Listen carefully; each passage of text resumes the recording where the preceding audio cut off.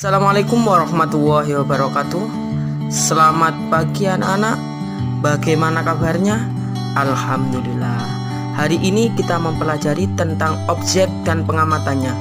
Sebelum kita mempelajari tentang objek dan pengamatannya, kita harus paham dulu tentang pengertian IPA. Apa itu IPA? IPA adalah ilmu pengetahuan yang mempelajari tentang gejala alam. IPA digolongkan menjadi 4. 1. Fisika, 2. Kimia, 3. Biologi, 4. Ilmu bumi dan antariksa. Fisika adalah ilmu yang mempelajari tentang aspek mendasar alam, misalnya materi, energi, gaya, gerak panas, cahaya, berbagai gejala alam fisik lainnya. Kimia yaitu meliputi penyelidikan tentang penyusun dan perubahan zat. Biologi yaitu ilmu yang mempelajari tentang sistem kehidupan mulai dari ukuran renik sampai dengan lingkungan yang sangat luas. Ilmu bumi dan antariksa yaitu ilmu yang mempelajari asal mula bumi, perkembangan dan keadaan saat ini, bintang-bintang, planet-planet, dan berbagai. Bab 1. Objek IPA dan pengamatannya.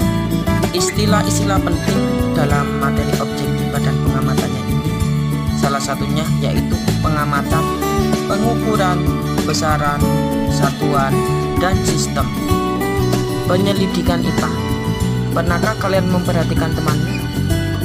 Misalnya mengamati tinggi badan, warna kulit, hidung mancung, mata sipit, dan berapakah massa tubuhnya. Semua penyelidikan ini disebut dengan penyelidikan ilmiah IPA. Penyelidikan ilmiah IPA melibatkan sejumlah proses yang harus dikuasai, antara lain 1. Pengamatan, yaitu proses menggunakan panca indera, termasuk melakukan pengukuran dengan alat ukur yang sesuai. Pengamatan dilakukan untuk mengumpulkan data dan informasi. 2. Membuat inferensi, yaitu merumuskan penjelasan berdasarkan pengamatan. Penjelasan ini digunakan untuk menemukan pola-pola atau hubungan antar aspek yang diamati dan membuat perkiraan. 3. Mengomunikasikan, yaitu hasil penyelidikan baik lisan maupun tulisan.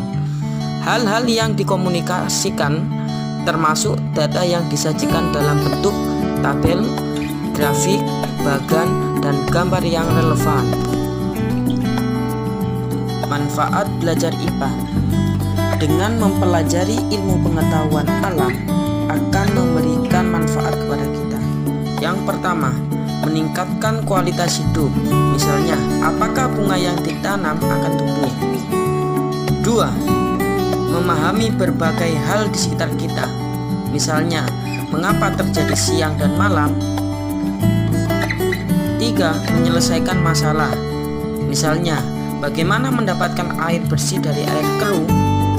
4. Berpikir logis dan sistematis. Misalnya, jika warnanya seperti ini, apa kesimpulannya?